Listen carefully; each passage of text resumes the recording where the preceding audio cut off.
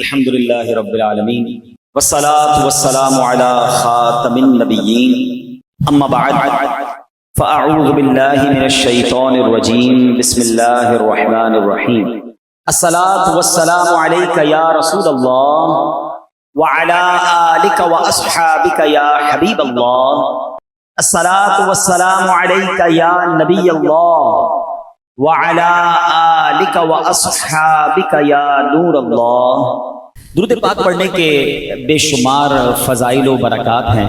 کعبے کے بدر الدجا، طیبہ کے شمس الضحیٰ صلی اللہ تعالیٰ علیہ وسلم کا فرمان عالی شان ہے، قیامت کے دن لوگوں میں سے سب سے زیادہ میرے قریب وہ شخص ہوگا جو مجھ پر سب سے زیادہ درود شریف پڑھتا ہوگا۔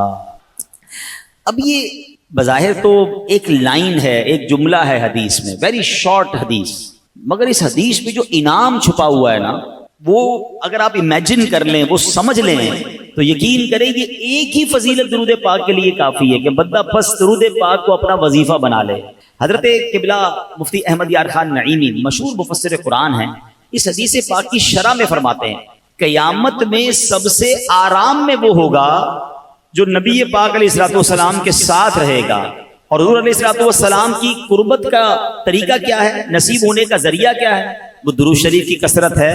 تو اس حدیث شریف سے معلوم یہ ہوا کہ درود شریف بہترین نیکی ہے کہ تمام نیکیوں سے جنت ملتی ہے، اور درود پاک پڑھنے سے بزم جنت کے دولہ مل جاتے ہیں۔ جو جنت کے دولہ ہیں، جن کے لیے یہ کائنات سجائی گئی ہے، اگر وہی مل جائیں، انہی کا قرب مل جائے تو پھر سبحان اللہ، پھر کون سی مشکل ہے۔ وہ شاعر کہتے ہیں نا، محشر ہے اگر محشر کس بات کا ہم کو ڈر، محشر ہے اگر محشر کس بات کا ہم کو ڈر، ہم جن کے ثنا خواہ ہیں وہ بھی تو وہاں ہوں گے، آقا وہاں ہوں گے نا۔ اور اگر واقعی درود پاک پڑھتے ہوئے، ان کا ذکر کرتے ہوئے دنیا سے جائیں گے اور نبی پاک نے اپنا قرب عطا کر دیا، یقیناً پرابلمز بہت ساری ہیں۔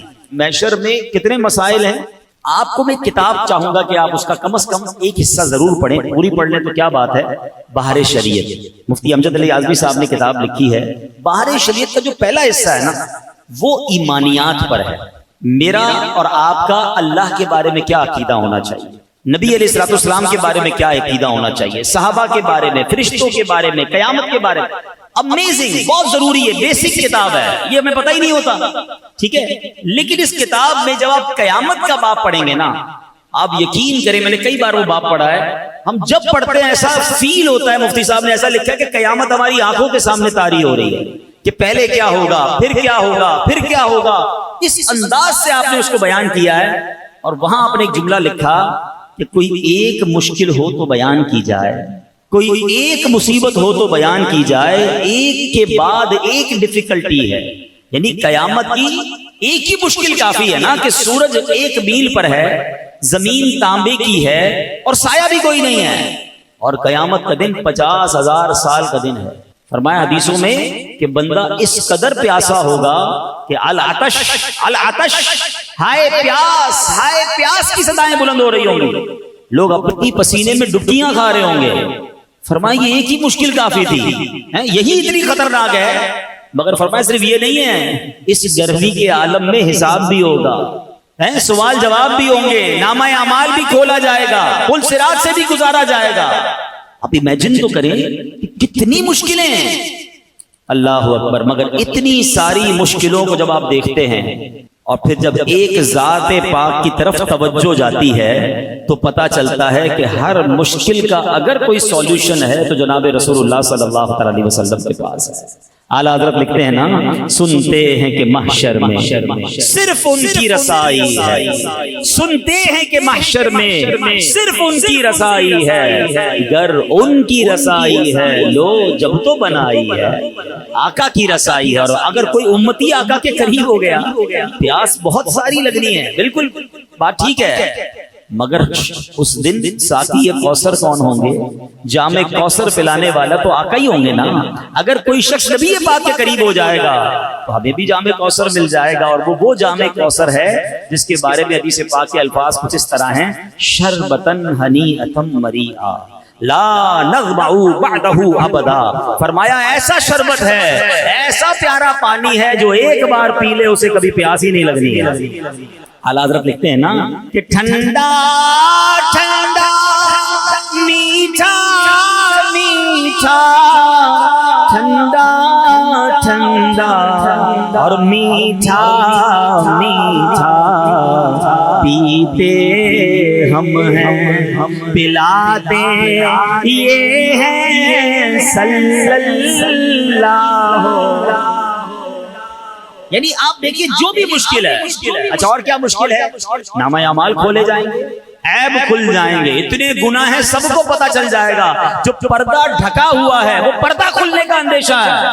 مگر میرے رضا کہتے ہیں کہ اپنے کرم سے ہم حلقوں کا، اپنے کرم سے ہم حلقوں کا پلہ بھاری بناتے یہ ہے مل کر صلی اللہ۔ اور رنگے رنگوں کا پردہ، رنگے بے رنگوں کا پردہ، دامن ڈھک کر چھپاتے یہ ہے صلی اللہ علیہ وسلم۔ ایک اور مشکل بھی تو ہے، پل صراط سے گزرنا ہے، لوگ کٹ کٹ کر جہنم میں گر رہے ہوں گے، گھبراہٹ کا عالم ہوگا، چیخو پکار کا عالم ہوگا۔ یہ برج، یہ پل تلوار سے زیادہ تیز، بال سے زیادہ باریک، مگر میرے آقا کا انداز کیا ہوگا کہ اسی پل کے کنارے میرے آقا سجدے میں جا کر اللہ کی بارگاہ میں کیا صدائیں لگا رہے ہوں گے، رب سلم امتی، اے اللہ میری امت کو سلامتی سے گزار دے، رب سلم امتی۔ میرے رضا کہتے ہیں سلم سلم سلیدھا رس سے، سلم سلم سلم سلیدھا رس سے، پل سے پار لگاتے یہ ہے صلی اللہ علیہ وسلم۔ سیکھنے کو کیا ملا کہ درود پاک ایک ایسا وظیفہ ہے جو قیامت کے دن کی مشکلوں میں کام آنے والا ہے۔ اچھا مزے کی بات ایک اور بات بتاؤں، درود پاک صرف قیامت کو کام آنے والا وظیفہ نہیں ہے، یعنی وہ تو انشاءاللہ ملے گا ہی،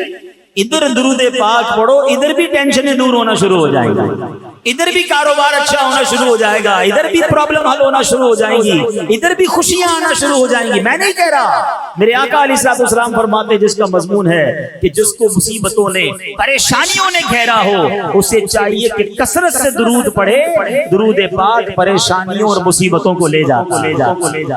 تو درود پاک کو اپنا ورد بنا لیں، اب آج سے روزانہ کم از کم ہو سکے تو 1200 بار درود پاک پڑھیں، 313 بار تو کم از کم پڑھیں تاکہ کثرت سے درود پاک پڑھنے والوں میں شامل ہو جائیں۔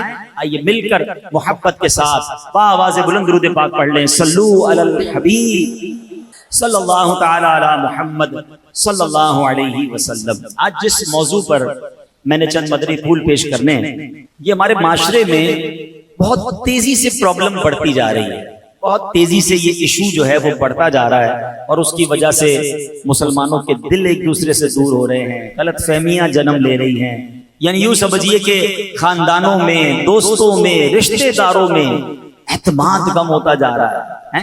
وہ معاملہ کیا ہے میں عرض کرتا ہوں، پہلے میں آپ کو ایک واقعہ سناتا ہوں۔ حضرت ابوبکر صدیق رضی اللہ تعالیٰ عنہ کا دور تھا، اور حضرت عمر فاروق رضی اللہ عنہ ایک جگہ سے تشریف لے جا رہے تھے، تو راستے میں انہوں نے دیکھا کہ حضرت عثمان غنی رضی اللہ عنہ کہیں بیٹھے ہیں، اور آپ رضی اللہ عنہ کسی سوچ میں گم تھے۔ کبھی کبھی ایسا ہوتا ہے نا کہ آپ اور میں ایسی کسی سوچ میں ہوتے ہیں کہ سامنے سے کوئی گزر جائے پھر بھی پتہ نہیں چلتا، بعضوں کا بندہ ہاتھ ہلاتا ہے، بھائی کدھر ہو، میری طرف تو دیکھو۔ اچھا ہم کسی کو دیکھ رہے تو سمجھ رہے مجھے دیکھ رہا ہے، مگر ہم اسے نہیں دیکھ رہے ہوتے، ذہن کہیں اور ہوتا ہے۔ بندہ جب کسی گہری سوچ میں ہوتا ہے تو سامنے کیا ہو رہا ہے اس پر توجہ نہیں ہوتی، ٹھیک ہے۔ حضرت عثمان غنی رضی اللہ عنہ اسی کیفیت میں تھے، حضرت عمر فاروق رضی اللہ عنہ نے وہاں سے گزرے، آپ نے سلام کیا۔ یہ بھی سیکھنے کو ملا کہ جب کسی کو مسلمان کو دیکھیں، قریب سے گزریں تو سلام کریں، تو آپ نے سلام کیا۔ حضرت عثمان غنی نے جواب نہیں دیا، اچھا، حضرت عمر فاروق کو بڑا عجیب سا لگا کہ عثمان غنی رضی اللہ تعالیٰ نے جواب نہیں دیا مجھے. آپ چلے گئے حضرت ابوبکر صدیق رضی اللہ تعالیٰ کے پاس، مسلمانوں کے پہلے خلیفہ کے پاس کہ حضور میں نے حضرت عثمان غنی کو سلام کیا، انہوں نے جواب نہیں دیا، لگتا ہے وہ مجھ سے ناراض ہیں، کوئی مس انڈرسٹینڈنگ ہو گئی ہے، تو مجھے سمجھ نہیں آ رہا انہوں نے جواب. وہ تو بالکل فوراً جواب دیتے ہیں، ہمارا تو بڑا پیار ہے آپس میں. تو حضرت ابوبکر صدیق رضی اللہ تعالیٰ عنہ نے معاملے کو پینڈنگ نہیں کیا کہ ٹھیک ہے بعد میں دیکھ لیں گے، میں بات کر لوں گا. آپ نے کہا چلو ساتھ چلتے. حضرت ابوبکر صدیق حضرت عثمان غنی رضی اللہ تعالیٰ عنہ کے پاس حضرت عمر فاروق کو لے کر آ گئے. جب وہاں پہنچے تو دونوں نے مل کے سلام کیا. حضرت عثمان غنی رضی اللہ عنہ دونوں کو جواب دیا. حضرت ابوبکر صدیق نے کہا کہ تھوڑی دیر پہلے عمر فاروق یہاں سے گزرے، آپ کو سلام کہا، آپ نے جواب نہیں دیا. حضرت عثمان غنی رضی اللہ عنہ کیا کہتے ہیں کہ کہتے ہیں حضور میں اپنے بھائی کا سلام کا جواب دوں، ایسا تو ہو ہی نہیں سکتا، میں نے کیسے ایسا ہو سکتا جواب نہیں دیا. تو حضرت عمر نے کہا کہ میں نے آپ کے سامنے سے میں گزرا، میں نے آپ کو سلام کیا اور آپ نے جواب نہیں دیا. تو کہتے ہیں واللہ مجھے اس کی خبر ہی نہیں کہ آپ میرے سامنے سے کب گزرے، میری تو توجہ ہی کہیں اور تھی. تو سبحان اللہ. حضرت ابوبکر صدیق کہتے ہیں یہ تو بتاؤ کس سوچ میں تھے، اگر واقعی کسی ایسی گہری سوچ میں تھے کہ عمر فاروق کا گزرنا بھی تمہیں نہ سمجھ آیا، ہمیں تو بتائیے آپ کیا سوچ رہے تھے. اللہ اکبر. ہمارے یہاں کوئی کسی سوچ میں گم بھی ہوتا ہے نا تو سوچ ہوتی ہے کہ کاروبار کا کیا ہوگا، تو نوکری کا کیا ہوگا، دنیا کی پرابلمز، یا بعض اوقات بدقسمتی سے کوئی کسی غلط کام، گناہوں والے کام کی توجہ میں گم ہو جاتا ہے. مگر جب کوئی عاشق رسول ہوتا ہے اس کی یادوں میں بھی نبی پاک علیہ الصلوۃ والسلام ہی بستے ہیں. اس کی یادیں بھی ہوتی ہیں تو آخرت کی ہوتی ہیں، اس کی یادیں بھی ہوتی ہیں تو جناب کسی نیکی کے کام کے کرنے کی عادت ہوتی ہے. ویسے کبھی سوچے اس بات پر کہ مجھے اور آپ کو کبھی ایسا خیال آیا اور اس خیال میں اتنے گم ہو گئے ہوں کہ میرا مرنے کے بعد کیا ہوگا، میری آخرت کیسی ہوگی، میرا جنت میں داخلہ کیسے ہوگا، یا کبھی جناب اس خیال سے مجھے اور آپ کو نیند نہ آئی ہو. ایسے تو بہت سارے لوگ ملتے ہیں کہ جناب دنیا کی ٹینشن کی وجہ سے، دنیا کے کسی پرابلم کی وجہ سے میں رات کو سو نہیں پایا، میری آنکھ کھل گئی. مگر ایسا کبھی ہوا کہ ایک رات نیند اس لیے نہ آئی ہو کہ یاد رسول نے تڑپا دیا ہو، پیارے آقا کے عشق نے تڑپا دیا ہو، دیدار رسول کے لیے میری آنکھیں بے قرار ہو گئی ہوں، مدینے کی یاد ہو اور میری آنکھوں میں آنسو ہوں اور اسی آنسوؤں کے ساتھ میری رات گزری ہو. کیا کبھی کوئی ایسی رات، کبھی کوئی ایسا دن ہم سے گزرا ہو؟ اللہ اکبر. یہ شعر کتنا پیارا ہے نعت کا. کاش میں اور آپ اس کے مصداق بن جائیں کہ دل میں ہو یاد تیری گوشہ تنہائی ہو، دل میں ہو یاد تیری گوشہ تنہائی ہو، پھر تو خلوت میں عجب انجمن آرائی ہو. اللہ کرے ہماری تخلیے بھی، ہماری خلوتیں بھی کبھی ایسی ہوں، اس طرح کی محفل ہو، کوئی نعت خواں نعت پڑھے اور عشق رسول والی نعت پڑھ دے تو کبھی کبھی ہماری آنکھوں سے بھی آنسو بہ جاتے ہیں، کبھی ہم بھی مدینے کی یاد میں تڑپ جاتے ہیں. یقیناً یہ بڑی اچھی بات ہے. مگر سچ بتاؤں اصل مزہ کیا ہے کہ میں ہوں اکیلا اور میرا کمرہ ہو، مجھے کوئی دیکھ نہ رہا ہو اور میری آنکھوں سے آنسو مدینے کی یاد میں بہ رہے ہوں، میری آنکھوں سے آنسو نبی پاک کی یاد میں بہ رہے ہوں. میں وہ رات تڑپ کر گزاروں کہ یا رسول اللہ میں بھی آپ کا امتی ہوں، مجھے بھی آپ کا دیدار نصیب ہو جائے. کبھی کوئی رات ایسی گزرے کہ اپنے گناہ یاد آئیں اور میں جا نماز بچھاؤں اور سجدے میں جا کر اپنے رب کی بارگاہ میں آنسو بہاؤں. یقین کریں یہ اکیلے میں آنسو بہانا اس کا لطف ہی اور ہے، اس کی چاشنی ہی اور ہے. تو بہرحال میرے پیارے اسلامی بھائیوں، حضرت ابوبکر صدیق پوچھتے ہیں سیدنا عثمان غنی سے، اے عثمان غنی ذرا یہ تو بتائیے آپ کس سوچ میں تھے؟ آپ پتہ ہے حضرت عثمان غنی رضی اللہ عنہ کیا بتاتے ہیں؟ آپ فرماتے ہیں کہ میں ایک ایسی گہری سوچ میں ڈوبا ہوا تھا کہ میں نے نبی پاک علیہ الصلوۃ والسلام سے آپ کی حیات طیبہ میں ایک سوال پوچھنا تھا، میں وہ سوال پوچھ نہیں پایا، کاش میں وہ سوال آپ سے پوچھ لیتا. حضرت ابوبکر صدیق رضی اللہ عنہ نے فرمایا وہ سوال کیا تھا؟ اے عثمان ہمیں تو بتاؤ وہ سوال کیا تھا؟ تو حضرت عثمان غنی کہتے ہیں کہ میں نے سوال یہ پوچھنا تھا کہ قیامت کے دن نجات کا دار و مدار کس بات پر ہے، یعنی کون سی چیز ہوگی کہ جس کی وجہ سے قیامت کے دن نجات مل جائے گی، بندہ بخشا جائے گا. حضرت ابوبکر صدیق رضی اللہ تعالیٰ نے پتہ کیا جواب دیا؟ آپ نے فرمایا اے عثمان میں نے اپنے آقا سے یہ سوال پوچھ لیا. آپ تو نہیں پوچھ سکے نا، میں نے پوچھ لیا ہے. اب روایت کے الفاظ ہیں کہ حضرت عثمان غنی خوشی سے کھڑے ہو گئے، اتنا خوش ہوئے کیونکہ ان کو یہ پتا تھا کہ انہوں نے سوال پوچھا، ان کے پاس جواب بھی ہوگا. جو سوال میں نہیں پوچھ سکا انہوں نے پوچھ لیا ہے اور جواب بھی ہوگا. اللہ اکبر. کہتے ہیں یا اے ابو بکر میرے ماں باپ آپ پر قربان، اچھا دیکھیے کتنی آخرت کی فکر تھی، کتنا علم دین کا شوق تھا، کوئی اور دنیاوی مقصد نہیں ہے کہ ان کے پاس اس سوال کا جواب ہے، خوشی سے جھوم اٹھے، کہتے ہیں ابو بکر میرے ماں باپ آپ پر قربان، آپ ہی ہم سے اس معاملے میں آگے بڑھنے میں حقدار تھے، کیا کمال آپ نے کر دیا ہے، اب مہربانی کریں جلدی سے جواب بتائیے کہ ہمارے آقا مدینے والے مصطفیٰ صلی اللہ علیہ وسلم نے کیا جواب ارشاد فرمایا؟ اچھا یہ وہ لوگ ہیں جو پہلے ہی بخشے ہوئے ہیں، یہ وہ لوگ ہیں جو پہلے ہی جنتی ہیں، جنہوں نے نبی پاک سے جنت کی بشارتیں سن لی ہیں، مگر پھر بھی ان کو پتا کرنا ہے کہ قیامت کے دن کیسے بخشے جائیں گے، نجات کیسے ہوگی۔ اب تک تو سوال سنا ہے کہ ہم میں سے کسی کے دل کی کیفیت ایسی بنی کہ یار جلدی سے مجھے بھی جواب پتا چل جائے، میں بھی اس پر عمل کر لوں اور قیامت کے دن میں بھی بخشا جاؤں۔ سنو اب حضرت ابو بکر صدیق کہتے ہیں میں نے نبی پاک سے پوچھا ما نجات ھذا الامر، یعنی قیامت کے دن نجات کا دار و مدار کس بات پر ہے؟ سرکار دو عالم صلی اللہ تعالی علیہ وسلم نے فرمایا من قبل من الکلمۃ فہی لہ نجات، فرمایا یعنی وہ کلمہ جس کی میں دعوت دیتا ہوں، یعنی کلمہ طیبہ، جس نے دل سے وہ کلمہ قبول کر لیا اس کے لیے نجات ہے۔ آئے سبحان اللہ، حضرت عثمان غنی کو تو جواب مل گیا، ان کے صدقے ہم غلاموں کو بھی جواب مل گیا، ہم گناہگاروں کو بھی جواب مل گیا۔ تو اے میرے پیارے اسلامی بھائیوں، اب اس واقعے سے دو تین باتیں بڑی اہم سیکھنے کو مل رہی ہیں۔ پہلی بات کہ روز قیامت نجات کا دار و مدار ایمان پر ہے، کوئی چاہے کتنے مرضی اچھے کام کر لے، اب ذرا غور سے سنیے گا، عقل مند ہوں گے تو میری بات جلدی پک کر لو گے، کوئی چاہے کتنے ہی بڑے اچھے کام کر لے، پوری دنیا میں یتیم خانے کھول دے، دنیا بھر کے غریبوں میں کروڑوں اربوں روپے تقسیم کر دے، ہر بے گھر کو گھر بنا دے، ہر بھوکے کو کھانا کھلا دے، جتنے چاہے بھلائی کے کام کرتا رہے، اگر اس کے دل میں ایمان نہیں تو اس کی یہ ساری بھلائیاں بیکار ہیں، اللہ کے حضور کچھ بھی قبول نہیں ہوگا، کیونکہ دار و مدار کیا ہے؟ وہ ایمان ہے، ایمان نہیں تو کچھ بھی نہیں۔ ہاں کسی کے پاس ایمان ہے اور اس کی چھوٹی سے چھوٹی نیکی، بڑی سے بڑی نیکی انشاءاللہ قبول بھی ہوگی اور جنت میں جانے کا ذریعہ بھی بن جائے گی۔ اللہ پاک خود قرآن پاک میں ارشاد فرماتا ہے ان اللہ لا یغفر ان یشرک بہ ویغفر ما دون ذلک لمن یشاء، فرمایا بے شک اللہ اس بات کو نہیں بخشتا کہ اس کے ساتھ شرک کیا جائے اور اس سے نیچے جو کچھ ہے جسے چاہتا ہے معاف فرما دیتا ہے۔ تو اب پتہ چلا کہ نجات کا دار و مدار کیا ہے؟ وہ ایمان پر ہے۔ اچھا کیا ایمان صرف کلمہ پڑھ لینے کا نام ہے؟ کلمہ پڑھ لیا؟ نہیں، بلکہ ایمان تمام اسلامی عقیدے کو، تمام اسلامی عقیدوں کو دل سے مان لینے کا نام ہے۔ میں نے کہا نا باہر شریعت کا پہلا حصہ کیوں پڑھنے کا کہا؟ ہمیں اپنے عقیدے تو پتا ہو، ہمارا ایمان کیا ہے یہ تو معلوم ہونا چاہیے نا۔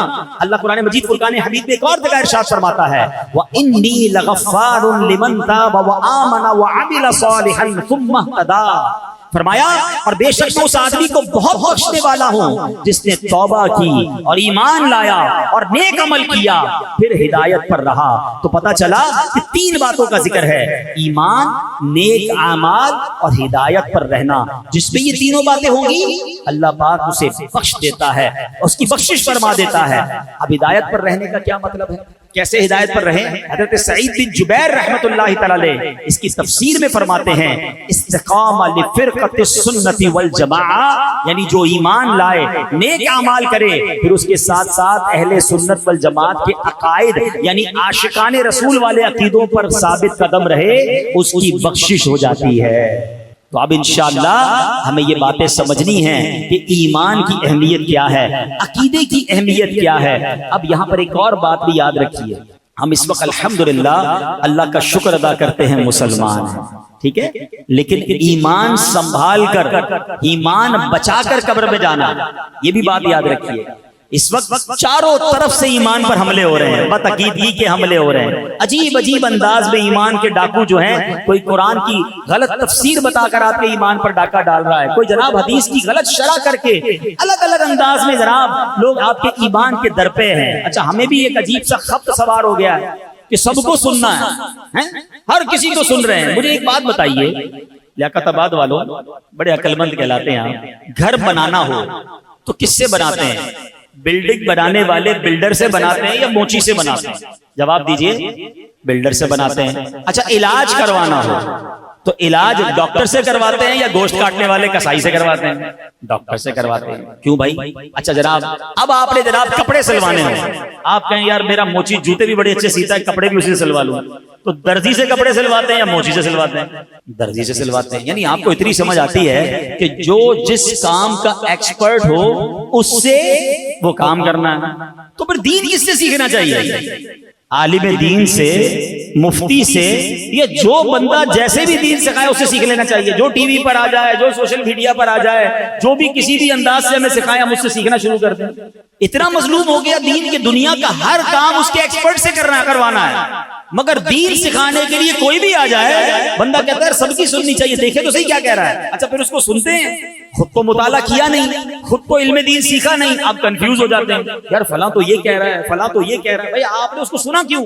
جب آپ کے پاس صحیح العقیدہ علماء موجود ہیں, مفتیان کرام موجود ہیں, کبھی کسی ڈاکٹر کو جا کر کہا کہ ڈاکٹر صاحب یہ والی دوائی کیوں دے رہے ہیں بھائی, اس دوائی کے اندر کیا ہے؟ آپ کہتے ہیں یار یہ ایکسپرٹ ہے, جو دوائی دے رہا ہے کھا لو بھائی, علاج ہو جائے گا, اس پر بھروسہ ہے. جب آپ کو صحیح العقیدہ علماء کرام مفتیان کرام مل گئے, وہ جو فرما رہے ہیں اس پر عمل کریں, ہر کسی کی سن کر کنفیوز ہونا چھوڑ دیں, ورنہ میرے اعلیٰ حضرت نے 100 سال پہلے کہہ دیا تھا, اور اب تو حالات اور بہت خراب ہیں. آپ فرماتے سونا جنگل رات اندھیری چھائی بدلی کالی ہے, سونے والو جاگتے رہیو چوروں کی رکھوالی ہے. یعنی چور ہی رکھوال بن گئے ہیں, تو چور کر چوری کرنا کتنا آسان ہو گیا.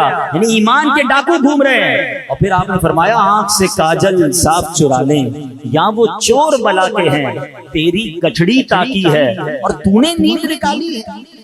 ایسے شاطر چور ہیں کہ آنکھ سے کاجل چرا لیں. آنکھ سے کاجل کوئی چرا سکتا ہے کیسے؟ فرمایا ہاں یہ ایسے شاطر ہیں تمہیں پتہ بھی نہیں چلے گا, تمہیں دین کی بات کر کے, تمہیں سنت کی بات کر کے, تمہیں قرآن سنا کر تمہارا ایمان لے جائیں گے, اور تم سمجھو گے میں تو دین سیکھ رہا ہوں, میں تو جناب ماڈرن دین سیکھ رہا ہوں, میں تو لبرل دین سیکھ رہا ہوں. جناب آپ غور کریں یہ پلان کیا ہے جو آج کل یہ ایمان کے ڈاکو آئے ہیں.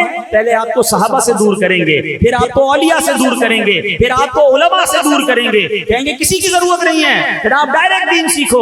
جب بیچ سے یہ سارے لوگ ہٹ جائیں گے تو پھر آپ کا ایمان چوری کرنا آسان ہو جائے گا, آپ کو دین سے دور کرنا آسان ہو جائے گا.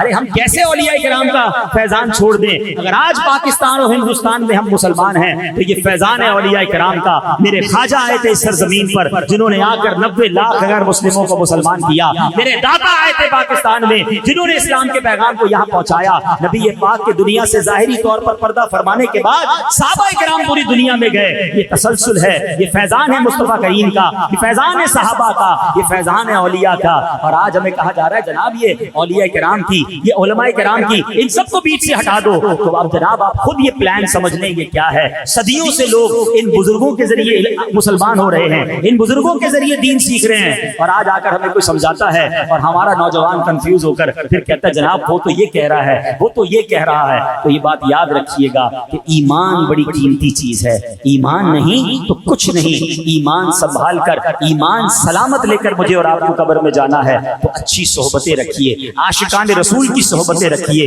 اہل علم کی صحبتیں رکھیے, تاکہ ایمان بھی محفوظ رہے اور عقیدہ بھی محفوظ رہے. اور اس مبارک واقعے سے ایک اور بات بڑی پیاری سیکھنے کو مل رہی ہے کہ حضرت ابوبکر صدیق رضی اللہ تعالیٰ عنہ نے غلط فہمی کو باقی نہیں رہنے دیا, مس انڈرسٹینڈنگ کو فوراً ختم کیا. اس کو لنگر آن بھی کیا جا سکتا تھا, بعد میں دیکھ لیں گے.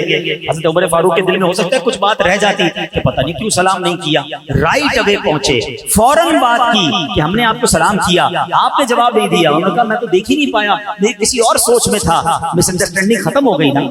ہم یہ نہیں کرتے, ہم دل میں پالتے ہیں, ہم پورا پلان اس کے ساتھ بنا لیتے ہیں. یار آج نماز میں گیا, فلاں نمازی نے مجھے دیکھ کر مسکرایا نہیں, لگتا ہے کوئی پلاننگ کر رہا ہے میرے بارے میں.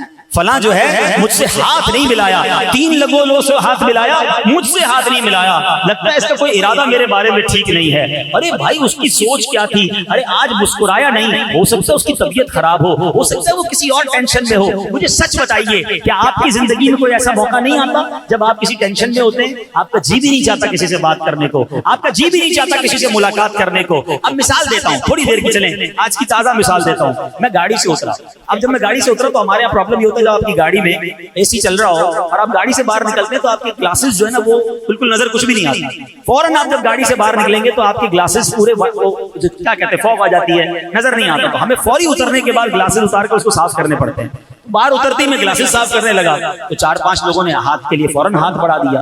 مجھے تو وہ نظر ہی نہیں آ رہے تھے. میں نے اپنی گلاسز صاف کیے, گلاسز پہنے تو لوگوں نے ہٹانا شروع کر دیا. اب میں جب آگے آیا نا تو میں نے کہا ہو سکتا ہے کسی کے دل میں خیال آیا یار مولانا صاحب تو بڑے آدمی ہیں, مغرور ہیں, ہاتھ بڑھایا تو ہاتھ بھی نہیں ملایا. اچھا ہو سکتا ہے اسی کی کسی نے ویڈیو بنا دی. بنا لیتے نا لوگ ویڈیو کہ دیکھیں ہمیں کہتے سلام عام کرو, ہم نے تو ہاتھ بڑھایا تو ہاتھ ہی نہیں ملایا. فوراً بدگمان پلان. یعنی مجھے ایک بات سمجھ نہیں آتی کہ ہماری سوئی نیگیٹو سے کیوں شروع ہوتی ہے.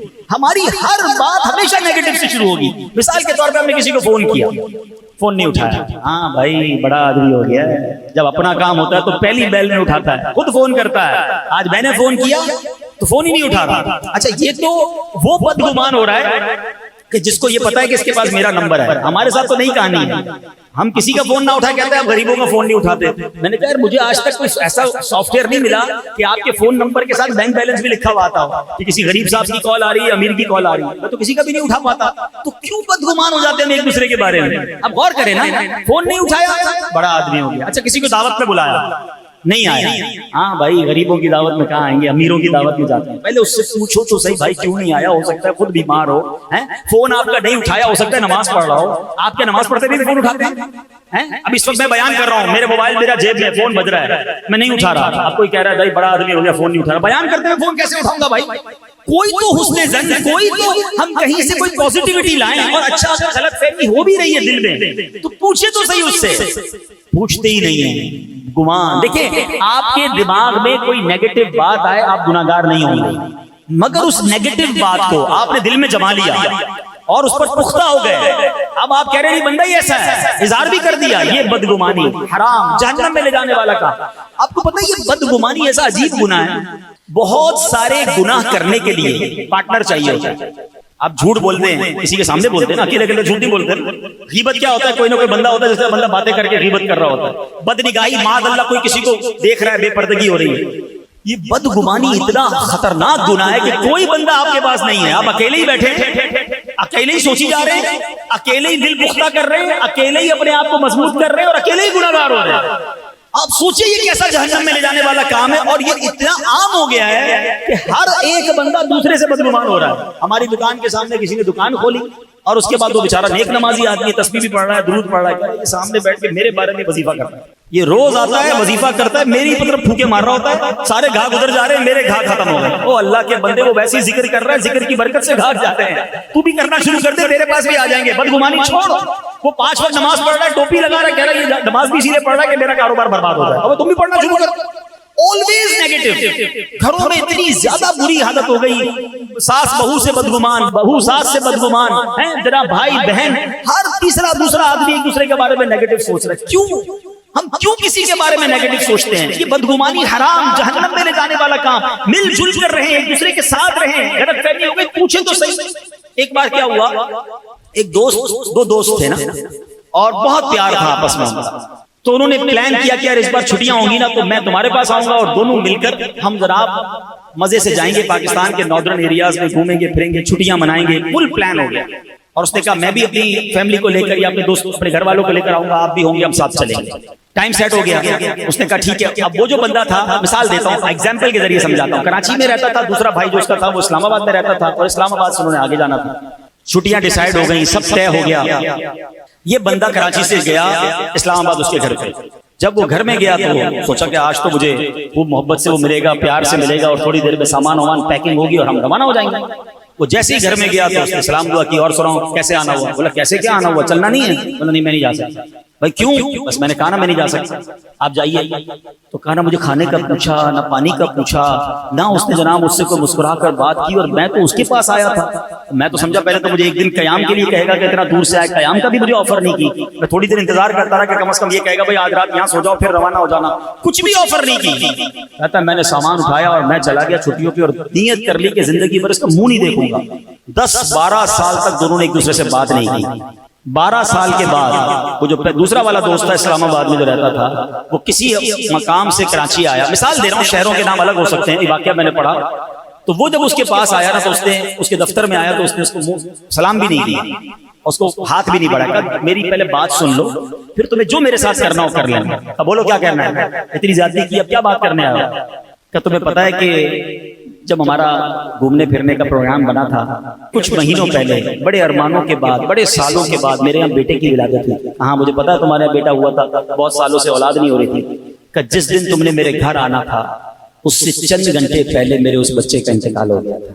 میرے گھر میں کوہرام مچا ہوا تھا، میرے گھر والے اندر کمرے میں چیخو پکار کر رہے تھے، رو رہے تھے، آہو فغاں تھی، مگر مجھے ٹینشن یہ تھی میرے دوست کہ تمہیں بڑا شوق تھا چھٹیوں پہ جانے کا، اگر میں تمہیں وہ غم بتاتا تو تم بھی ساری چھٹیاں کینسل کرتے، تم بھی میرے غم میں شریک ہو جاتے، بڑی مشکل سے تم نکلے تھے، اتنا خرچہ کیا تھا، تو میں نے سوچا کہ اپنا غم اپنے پاس رکھوں اور تمہیں کسی طرح یہاں سے رخصت کر دوں تاکہ تمہارے یہ دن خراب نہ ہو۔ اب بتائیے اس پہلے دوست کا کیا حال ہوا ہوگا جو 12 سال تک اپنے دوست کو برا بھلا کہتا رہا، اس کے بارے میں برا سوچتا رہا۔ ہم کبھی تو پازیٹیو سوچ لیں، کبھی تو سامنے والے سے وضاحت تو لے لیں، پوچھ تو لیں کہ ایسا کیوں تھا، آپ کیوں نہیں مسکرائے تھے، آپ نے کیوں مجھے پراپر جواب نہیں دیا۔ نہیں میرے پیارے اسلامی، خدا کے واسطے یہ نا اتفاقیاں ختم کریں، یہ بدگمانیاں ختم کریں، پازیٹیو سوچنا شروع کر دیں، ورنہ ایسا نہ ہو کہ ہم بدگمانی کر کے، یہ لڑائی جھگڑے کر کے ہم ایک دوسرے سے دور ہو جائیں۔ پتہ ہے قرآن پاک ہمارے بارے میں، مسلمانوں سے قرآن کیا چاہتا ہے؟ قرآن ارشاد فرماتا ہے وَلَا تَنَازَعُوا فَتَفْشَلُوا وَتَذْهَبَ رِيحُكُمْ، قرآن کہتا ہے آپس میں بے اتفاقی نہ کرو ورنہ تم بزدل ہو جاؤ گے اور تمہاری قوت اکھڑ جائے گی۔ یہ میرا شیطان پتہ ہے کیا چاہتا ہے؟ ہم ایک مٹھی نہ بنے، ہم مسلمان بکھرے رہیں، ہم لڑتے رہیں، ہم دور رہیں، ہم گروہوں میں بٹ جائیں۔ آج کیا ہو رہا ہے؟ رنگ کے نام پر، نسل کے نام پر، خاندان کے نام پر، قوم کے نام پر الگ الگ ہو گئے، کوئی ایک دوسرے کا خیر خواہ نہیں رہا۔ نہ کریں ایسا، ہمارا دین ایسا نہیں ہے۔ میں آپ کو ایک نبی پاک علیہ السلام کے دور کا واقعہ سناتا ہوں۔ مدینہ منورہ میں جو ماشاءاللہ مدینہ شریف جاتے رہتے ہیں انہوں نے سنا بھی ہوگا، اب بھی وہ قبیلے کے لوگ ہیں، اوس اور خزرج، جنہوں نے نبی پاک علیہ السلام کی سیرت پڑھی ہے انہوں نے بھی قبیلوں کے نام سنے ہوں گے۔ یہ دو بڑے جنگجو قبیلے تھے۔ پہلے تو ان میں بڑا اتفاق تھا، پھر ان دونوں قبیلوں میں لڑائیاں شروع ہوئی اور اتنی لڑائی ہوئی، اور لڑائی ہوتے ہوتے آخری لڑائی ہوئی جنگ بعاث۔ یہ اتنی ہولناک تھی، اتنی خطرناک تھی کہ اوس اور خزرج کے تقریباً دونوں طرف کے بڑے بڑے نامور جرنیل سپہ سالار مارے گئے، یعنی یہ قوم قبیلے کمزور ہو گئے، اتنے لوگ مارے گئے اس جنگ میں۔ بہرحال اب نبی پاک علیہ السلام کی جلوہ گری ہوئی، اسلام مدینہ منورہ میں پہنچا، میرے آقا علیہ السلام پر یہ لوگ ایمان لائے اور ایمان کی برکت سے یہ مل کر رہنے لگے۔ اتفاق کی برکت کیا ملی کہ ان کو انصار کا لقب مل گیا۔ یہ وہی صحابہ تھے جنہوں نے مدینہ منورہ میں نبی پاک کو ویلکم کیا اور میرے آقا مدینے میں سکونت اختیار کر گئے۔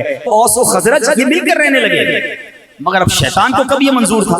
ایک بار کیا ہوا کہ یہ اوس و خزرج جو تھے یہ آپس میں بیٹھے ہوئے تھے بڑی محبت کے ساتھ، تو ایک غیر مسلم کا وہاں سے گزر ہوا، اس نے دیکھا یہی دو قبیلے جو خون کے پیاسے تھے اب بھائیوں کی طرح رہ رہے ہیں، تو اس نے کیا کیا، ایک بندے کو کہا جاؤ پرانی جنگوں کی باتیں ان کے سامنے کرو۔ ان دونوں قبیلوں نے ایک دوسرے کے خلاف نظمیں لکھی ہوئی تھی، جنگ میں اشعار بھی لکھے جاتے تھے، کہا ان کو جا کے یہ سناؤ۔ تو وہ گیا اور اس نے جا کر دونوں قبیلوں کے سامنے پرانے اشعار، لڑائی والے اشعار پڑھنا شروع کیے۔ شیطان نے دونوں کے دلوں میں پھر وہ جذبات ابھارے، تلواریں نکل آئیں، جنگ کی تیاری ہو گئی، ہم نہیں چھوڑیں گے۔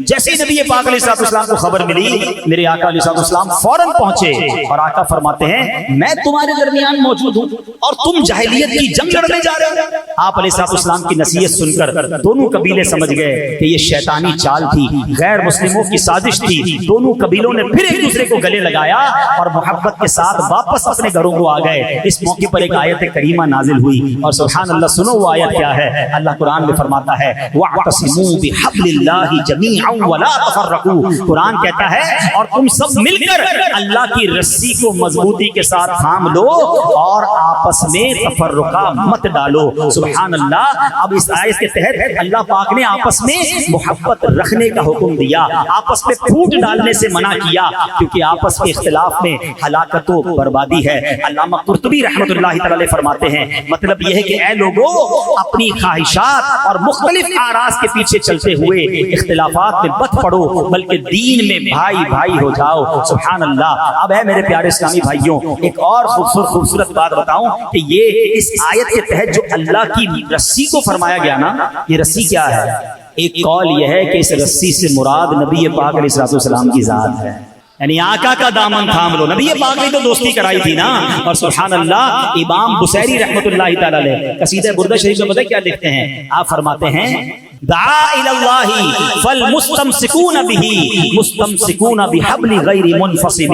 کہتے ہیں نبی پاک علیہ الصلوۃ والسلام نے, پیارے آقا علیہ الصلوۃ والسلام نے لوگوں کو اللہ کی طرف بلایا تو جن لوگوں نے پیارے آقا کے دامن رحمت کو تھام لیا تو انہوں نے ایسی مضبوط رسی کو تھام لیا جو کبھی ٹوٹے گی نہیں. سیدی اعلیٰ حضرت اپنے فارسی کلام میں کیا لکھتے ہیں؟ نرفتم راہ بینایاں فتادم در چہے عصیاں بیاں اے حبل رحمانم اغثنی یا رسول اللہ. یعنی یا رسول اللہ میں عقل مندوں کی راہ نہ چلا, گناہوں کے گڑھے میں جا گرا, اے رحمان کی مضبوط رسی, اے میرے پیارے آقا علیہ الصلوۃ والسلام میری مدد فرمائیے. تو آقا علیہ الصلوۃ والسلام کا دامن تھامنا گویا اللہ کی رسی کو تھامنا ہے. ایک اور جگہ بریلی کے تاجدار لکھتے ہیں نا, آسیوں تھام لو دامن مصطفیٰ, آسیوں تھام لو دامن مصطفیٰ اور پڑھو رب کی رحمت پہ لاکھوں سلام. تو اے میرے پیارے اسلامی بھائیوں ہمیں آپس کے تفرقے سے بچنا ہے, ہمیں آپس کی نفرتوں سے بچنا ہے. عاشقان رسول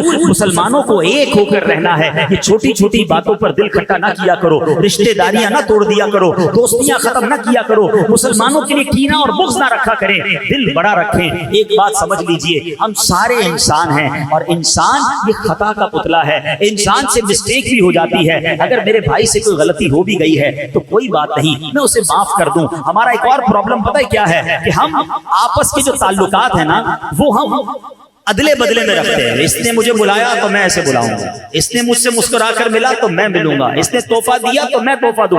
ادلا بدلا ہو رہا ہے. نہیں, کوئی مجھے مسکرا کر ملے نہ ملے, کوئی میری طبیعت پوچھے نہ پوچھے, کوئی میرے ساتھ بھلائی کرے نہ کرے, یہ اس کا مسئلہ ہے. میں اللہ کی رضا کے لیے کسی کے ساتھ محبت کروں, میں اللہ کی رضا کے لیے مسلمان کی مدد کروں. اے میرے پیارے اسلامی بھائیوں حدیث پاک میں آتا ہے مسلمان دوسرے مسلمان کے لیے عمارت کی مانند ہے جو کہ ایک دوسرے کو مضبوط کرتا ہے. یہ فرماتے ہوئے سرکار دو عالم علیہ الصلوۃ والسلام نے ایک ہاتھ کی انگلیاں دوسری ہاتھ کی انگلیوں میں ڈال دی کہ عمارت ایک دوسرے کو مضبوط کرتی ہے. ہم ایک دوسرے کے خیر خواہ بنے, ہاتھ پکڑنے والے بنے, دشمن نہ بنے. اے میرے پیارے اسلامی بھائیوں اب آتے ہیں آخری بات. ویسے تو اس بیان پر بہت ساری چیزیں موجود ہیں مگر میں ایک اور بات کر لوں کہ آپس میں پیار کیسے بڑھے, محبت کیسے بڑھے. آج بیان کے بعد ہم کیا ایسا کام شروع کر دیں کہ چلیں دلوں سے نفرتیں دور ہوں. تو آئیے محبت بڑھانے والے آقا, ساری دنیا کے مسلمانوں کو جوڑنے والے آقا صلی اللہ علیہ وسلم نے فرمایا لا تدخلوا الجنت حتی تؤمنوا, تم اس وقت تک جنت میں داخل نہیں ہو سکتے جب تک ایمان نہ لے آؤ. پھر فرمایا ولا تؤمنوا حتی تحابوا, اور تم اس وقت تک کامل مومن نہیں ہو سکتے جب تک آپس میں محبت نہ کرو. اور سبحان اللہ آقا فرماتے کیا میں تمہیں وہ بات نہ بتاؤں جو آپس میں محبت کو بڑھاتی ہے؟ فرمایا افشوا السلام بینکم, آپس میں سلام کو عام کرو. تو سلام کو عام کریں, ایک دوسرے کو دیکھیں ملیں سلام کریں, جس کو جانتے نہیں جانتے سلام کرتے ہوئے آگے بڑھیں تو انشاءاللہ یہ محبتیں بڑھائے گی. اسی طرح مصافحہ, ہاتھ ملانا, یہ بھی محبت اور اخوت کو بڑھانے کا طریقہ ہے. سرکار دو عالم علیہ الصلوۃ والسلام فرماتے ہیں ایک دوسرے کے ساتھ مصافحہ کرو, اس سے کینہ یعنی دل میں چھپا ہوا جذبہ عداوت جو ہے وہ جاتا رہتا ہے. تو اے میرے پیارے اسلامی بھائیوں ہمیں مسلمانوں کے لیے ہمدردی ہونی چاہیے. ایک اور جگہ سرکار دو عالم علیہ الصلوۃ والسلام فرماتے ہیں جو کسی غم زدہ شخص سے غم خاری کرے گا اللہ پاک اسے تقوی کا لباس پہنائے گا اور روحوں کے درمیان اس کی روح پر رحمت فرمائے گا. اور جو کسی مصیبت زدہ سے غم خاری کرے گا اللہ پاک اسے جنت کے جوڑوں میں سے 2 ایسے جوڑے عطا کرے گا جن کی قیمت پوری دنیا بھی نہیں ہو سکتی ہے. جنتی جوڑے چاہیے تو غم خاری کریں, دلوں میں سکون داخل کریں, ٹینشن نہ دیں, ہاں راحت دیں. کچھ لوگ ہوتے ہیں جو لوگوں کے لیے ٹینشن بنتے ہیں, روب جماتے ہیں, دھمکاتے ہیں, ڈراتے ہیں. ایسا مت کرنا.